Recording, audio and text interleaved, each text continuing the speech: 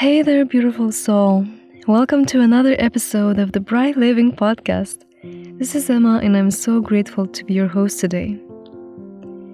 Before we even begin, I invite you to do a small exercise with me.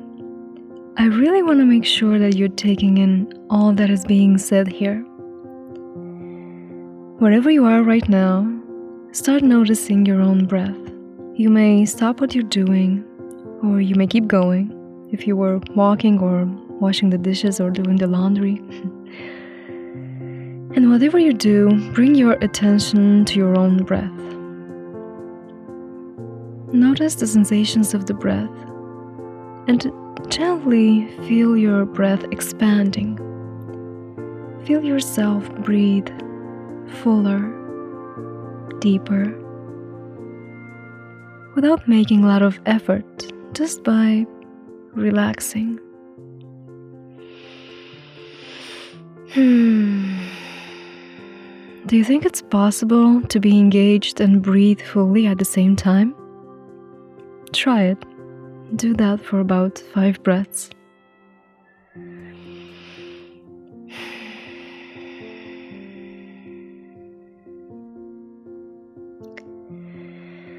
And finally, come back to the sound of my voice. Welcome back. Now we're fully settled and ready to jump into meaningful conversations. I do want to share that I'm recording this podcast while I'm traveling throughout Portugal, and I'm camping at the moment. So if you hear any crickets or any children, dogs, just welcome it into our experience, because it's simply life.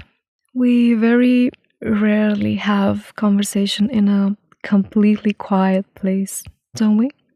And the environment is not something that should be pushed out or away, but is something that should be included. At the same time, of course, creating a safe space and a space where we can fully bring our attention towards each other. The conversation we're having today is on how to build a practice that sticks. I see a lot of openness around yoga, around meditation, journaling, running, breathwork. A few years ago, I would worry about the resistance around these practices.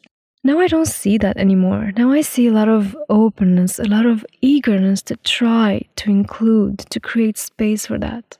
What I see, though, a lot is people abandoning their practice early, or simply developing, I could say, toxic relationship to their practice.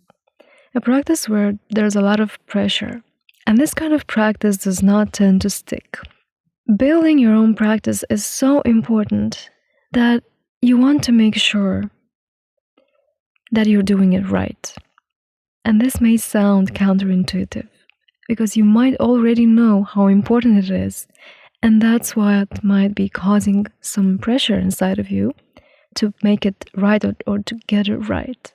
As counterintuitive as it may sound, to take the pressure out of building your own practice is actually the way to do it. Why is this so important? In my life, practice has been incredibly relevant, and there are things that I learned that I would like to share with you. When we think about our own healing, we might think that it's like a leap. You go from place A to place B. You do some things, you include some habits, and one day you wake up and you are radiant, you are feeling good, you are able to focus, you feel good in your body. But truth be told, it's a process. Your healing doesn't automatically show up. Healing is something that happens progressively with small steps and relevant action. There is a concept that I believe in, which is called the quantum leap. But the quantum leap is a result of small steps and relevant action. When we talk about bright living, we have to talk about practice. We say that practice makes perfect. I don't believe in perfect. I believe in process and in progress. And practice makes for a bright living. Bright living is a journey. It's not a destination. When you think of your own healing as a journey, you may feel some relief. In the journey, you may have a detour, you may bump into something, you may stop and rest. And it might be relieving to hear that if it's a journey and you've taken a detour, you can always come back to it. But in order for you to come back to it, you need to have some guidelines. You need to know what the main road looks like. You need to recognize the lights and come back to them. You need to know what feels good to you so that you always come back to that. When you hear that your healing is like a journey, you might also feel some pressure around it. Like, what are you supposed to expect at the end of the journey? What are you actually getting out of it? Or where are you actually getting? With this being said, maybe you're someone who told themselves, I really want to start a practice, but you feel some hardship around it. You feel some resistance to it. Maybe you've started already. You've had some bad experiences. You felt discouraged, disappointed, and you've abandoned your practice. If you're listening to this, you're someone who feels you just can't go on like that anymore. You just can't keep walking around with a fog over your mind. You're tired of being tired. You're tired of snapping at people. Don't worry, we all do that when in stress. You're tired of feeling overwhelmed. You just don't want to feel the way you feel right now anymore. So you want to bring something in your life that can turn things around. And creating a practice can really come in handy in putting down all that heaviness on your nervous system. You might be in a place where you really want to commit, either to journaling or meditation or yoga, or just a sleep routine that you feel would really get you going and joyful and shining again. And at the same time, while there's that desire, you might feel a lot of resistance when it comes to it. So in this episode, I'd like to speak to you about what might be holding you back. I want to share with you 5 ways in which you might be sabotaging unconsciously your own practice and 5 remedies for that. If you notice any of these in yourself, just make sure you approach it with a lot of love. Be sure that these things are very common and most of the time they're unconscious. It's so important to acknowledge these patterns around our own practice, because to heal the way we sabotage our practice is a healing practice in itself. And I'm going to say that again. To heal the ways we sabotage our own practice is a healing practice in itself. So here are 5 reasons why you might have a hard time including a healing practice in your life. First of all, you're afraid of not getting it right. You think the practice should look a certain way, and you don't want to disappoint or look bad or be bad at it. You think it should be a specific meditation or a certain kind of yoga. And I see this a lot of times. When we're kids, we tend to want to explore, we tend to want to try new things, but unfortunately, as we get older, we tend to develop a lot of resistance around something new that's maybe uncomfortable, that we might be not so good at in the beginning, that might make us look a bit strange or might make us feel a bit vulnerable. This might get in the way of you actually starting your own practice. So, what's the remedy for this?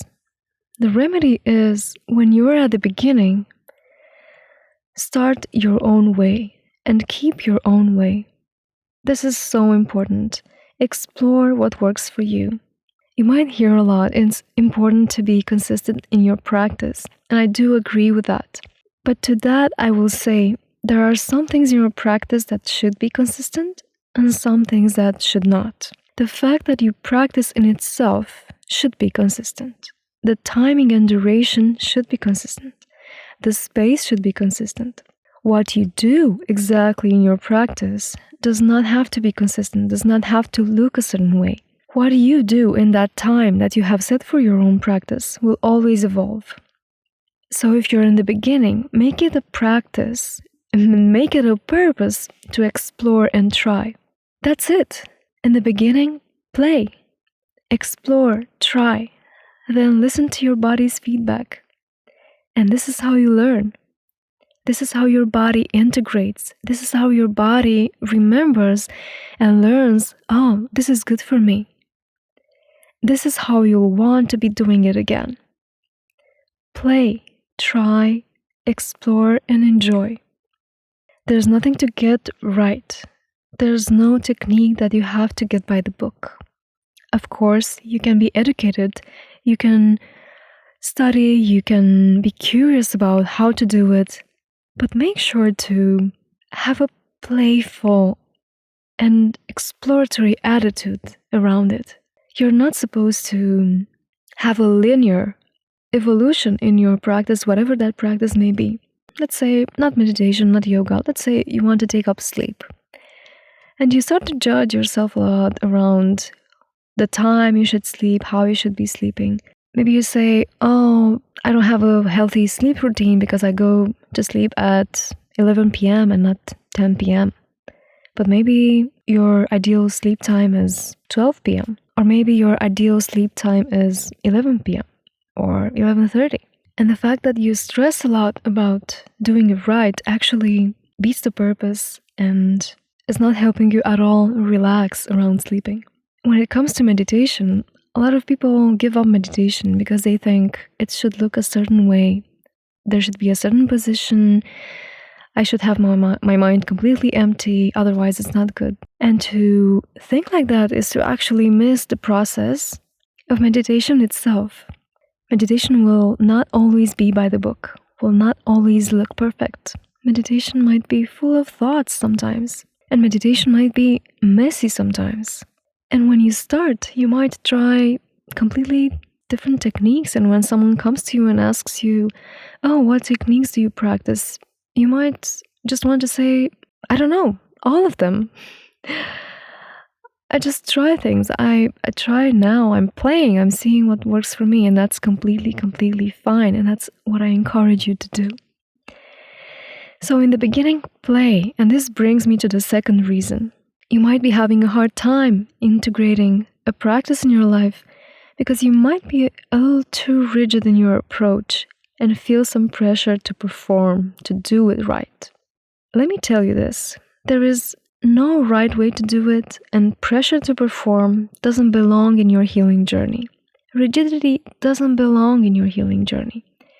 Yes, you can stay committed and true to a practice. You can stay educated and want to follow some guidelines. That's beautiful and completely fine. You can do all of that without being rigid. Remember that you can only learn while you are relaxed. You already have a lot of pressure in your life. If in your healing practice you're putting pressure as well, then for sure you won't like it. Your brain, your body will reject that. For sure you'll miss out the joy of it. And neuroscience proved that a stressed brain can simply not learn and is not open to newness, to new information, is not eager to integrate something new. A stressed brain will only deepen into the patterns and the trauma that is already there. There will be already a lot to process in your practice. So don't be rigid in your approach. Don't feel like you have to perform in your yoga class. Don't feel like you have to do some pose the way everybody is doing it or to be at the level that everybody is at. That will only set you up for disappointment.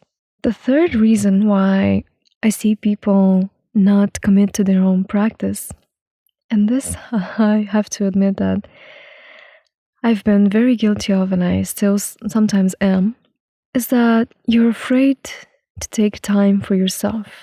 And I'm talking about the social aspect of it. I'm talking about the relationship aspect of it.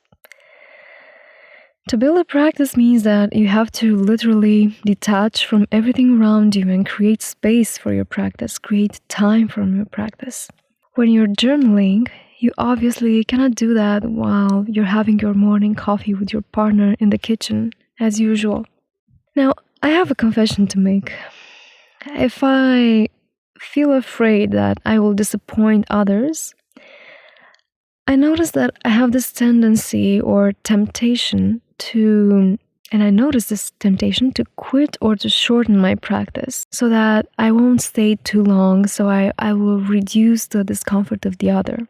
Of course, it's easier when you're living alone. But even then, you might find yourself needing to ignore some email, maybe reject a phone call. But the fact that you have to go there and be by yourself and do your practice for 15, 30 minutes, 45 minutes, an hour, 2 hours, however long you need, might be a bit uncomfortable in the beginning. You might have to do some explaining to the people whom you share your life with. This might bring up something for you. And my dear, let me tell you this. In itself, this is a growing process. Even before you even practice, the simple act of organizing for your practice, of announcing your practice and making it known that you right now are putting yourself first. You right now are choosing and are taking responsibility for your own health, for your own happiness, for your own well-being, tolerating the discomfort that might appear, and having conversations with others around why you are doing this. Tolerating the fact that there might be a bit of confusion in the other, like, why are you spending a whole hour by yourself in the bedroom or in the living room? Why aren't you spending that time with me? But to put that time first is to say to the world, I matter. My needs matter. My mental health matters. It's a sign of maturity. Yes, sometimes people may be surprised, especially if that's something new. Maybe some will be a bit disappointed. Where is our morning routine going away? Now you're suddenly taking 1.5 hours every morning going to the gym or doing yoga. Why do you want to sleep earlier? I thought we were reading together. This already may bring some discomfort. But what you need to know is that choosing your practice will eventually make everyone happy. Because your happiness will radiate, will make you so much better at connecting. It will make you more productive. It will make you so beautiful to be around. And someone who notices that will be happy because your happiness will radiate onto them. You know, sometimes when you're on your journey to disappoint the right people in the right way is so much better than sacrificing what you need, what you want to do, in the hope that everything will be okay. Trust me, if you sacrifice, nothing can be okay. If you are not okay, nothing can be okay. You might think, oh, it's very innocent. I just sacrifice this time for myself. It's not important anyway. But it will reflect in resentment in your relationships. It will reflect in your goals, in your overall capacity to build the life that you want to build. If you tolerate some discomfort around you, including some new things in your life, creating a practice for yourself, you will notice a lot of healing around you too. In my life, I've had to disappoint my family quite a lot. I've sometimes had to disappoint my partner because you have to take yourself away from everything in order to cultivate things deep down. In order to make something grow deep down, you have to come with all of the attention to yourself. And if you're going to take those 15 minutes, those 30 minutes to do that, whatever you cultivate inside of yourself will grow, and it will be a joy for others to witness. It will be a joy. You will be so much more resourceful. And this is not to say that the purpose of your practice is for you to be resourceful for others, but it's a natural consequence. It's just something that happens. So please, please practice a bit more of disappointing others. And I feel like laughing right now because sometimes we might anticipate that we might disappoint people and they might actually be supportive. And this also happened to me quite a lot. We might think, oh, if I do this, then maybe they will get upset or they won't understand. But in reality, what happens is that they are happy that you're doing that. They're happy because they want you to be well. And people who love us will always, with a bit of conversation and contracting around what is happening, and because we also want to take people on our own journey. We want to take people on the journey. Taking time for yourself does not mean isolating completely from everything that is happening or not updating people in your life at all. You have to take them. If you want, you may invite them in your journey. And if you can tolerate that discomfort, it's going to be so worth it. It's okay if they don't understand. It's okay if they don't understand yet.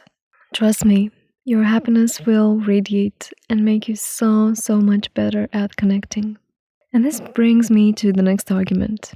You might push away your practice because you don't see immediate results, or you don't know what to expect at the end of a certain time when you practice.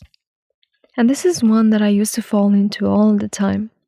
I thought that somehow I would have the same energy, the same focus, the same mental clarity, and the same joy. I thought I would be as happy even if I skipped my practice for the day. Right? Sometimes we can slip into that temptation. Oh, I'm not gonna do that today. I'm just gonna skip it today. And then in the middle of the day, the consequence of not doing that would show up. And I would and I would regret skipping my morning meditation or breath work or stretch or yoga or journaling or whatever my practice was dominant at that time. You don't think it will make an immediate difference, or you don't see an immediate difference. And if you don't see an immediate difference, then you might wonder, how will this influence me in the long run? It will. Trust me, it will. This is where you need to trust.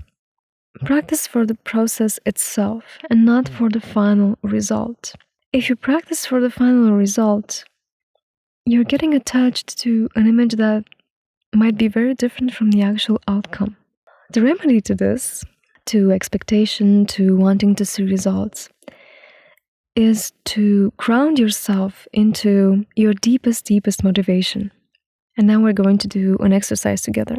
Think about, right now, think about something that you want to include in your life, that you really want to commit to, that you really want to explore, something that you feel would help you a lot. Let's say meditation, let's say this just as an example, but it can be yoga, running, journaling, dancing, sleeping, eating better. But I will just use meditation as an example right now. Okay, think about that practice that really brings you joy. And now I'm going to ask you some questions, and these questions are going to help you establish the reason why your practice in itself is important. So the first question is, who am I that is doing this practice?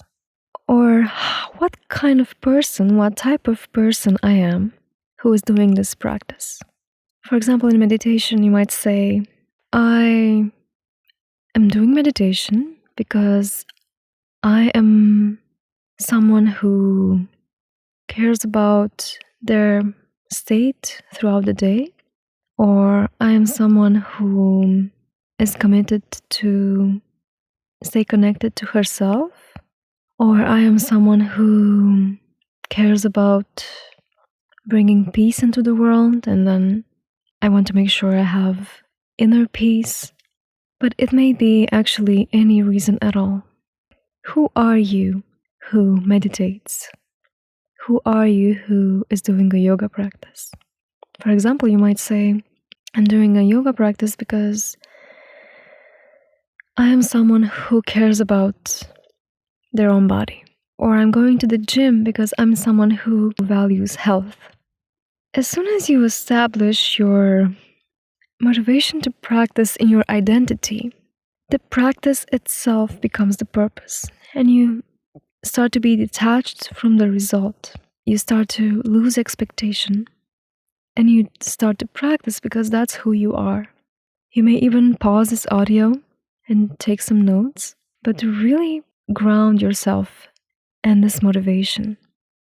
The next question is, why is it important to me to practice? And we stick to the same practice. If you chose meditation, stick to meditation. If you chose journaling, stick to journaling. Why is it important to me? And just feel that answer in your heart. And then ask yourself again, why is that important to me? So let's say to the first question, your answer was, it's important to me to do meditation because I want to feel more balanced. To the next question, you'll ask, why is it important to me to be more balanced? Let's say it's important to me to be more balanced because I want to show up better in the relationships in my life. And then we'll go on to the next question, which will be, why is it that important to you? Why is it important to me, to continue that example, to show up better in the relationships in my life? And allow that answer to show up for you. And really be honest. Be completely honest. And last time, why is that important to you? Why is that important? And really drop the should answer. Drop what you think you should be answering. And stick to what your heart is telling you. What do you really want? My dear, what do you really want? Is that craving? And your heart is speaking so loudly. How does that feel in your body? How does what you want feel in your body right now? And that is your purpose for practicing. As long as you practice for purpose, not for a result, you will start to see magic happening. And last but not least, the reason why you create resistance in your practice is that you don't enjoy it. You don't make it work for you. Let's say you feel really drawn to start a yoga practice and you say, oh, I'm gonna do a practice. You do a YouTube search and you play a really advanced video. In that experience, you're sure to be disappointed. You're going to be discouraged. And you may say, oh, this is not for me. You may never get on a yoga mat for you. You might say, yoga is not for me. And to some extent, you might be right. That is not for you, but not yoga in itself, but that video that you played or that class, that really advanced class that you went to, was not for you. And when I say it was not for you, I'm not saying that you were not good enough for it or you weren't at the right level for it. It was just not what you needed right then. And the best remedy for that is to start from where you are at. And I don't mean level. I mean honoring what you need in that moment. Maybe when you begin, you think that your practice is linear. But let me tell you that even after, let's say, 6 months or a year, or even after years of practicing, when you feel like you've made great progress, you feel like you're advancing, you start to really see changes, you will have days where you can't really do that advanced yoga pose, or days when you just want to do your regular routine. But in that particular day or week, you just need to rest and just keep it really simple. So always make your practice work for where you are in that moment. Honor your own needs. And by making your practice work, I also mean make sure you like it. Play some music that you like. Take care of your own space. Light a candle. Choose a space that really brings you joy. Find a really nice spot that you really feel connected to. And let go of how it should look like. Make it work for you. Make sure that you like it.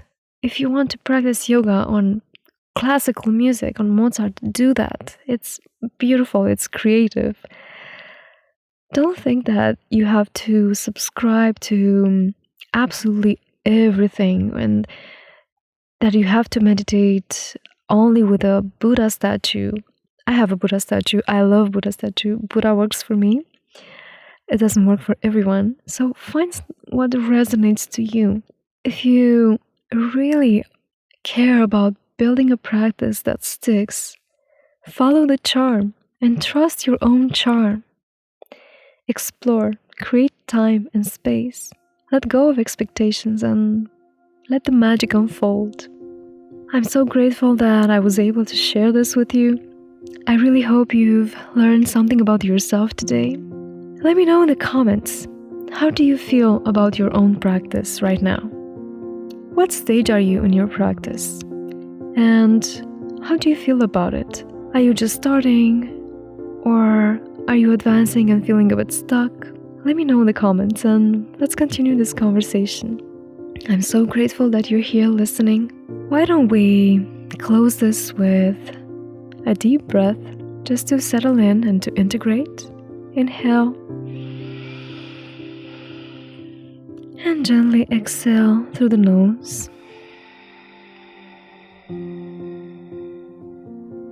I have a lot of gratitude in my heart right now. Thank you so much for listening, and I'll see you in the next episode.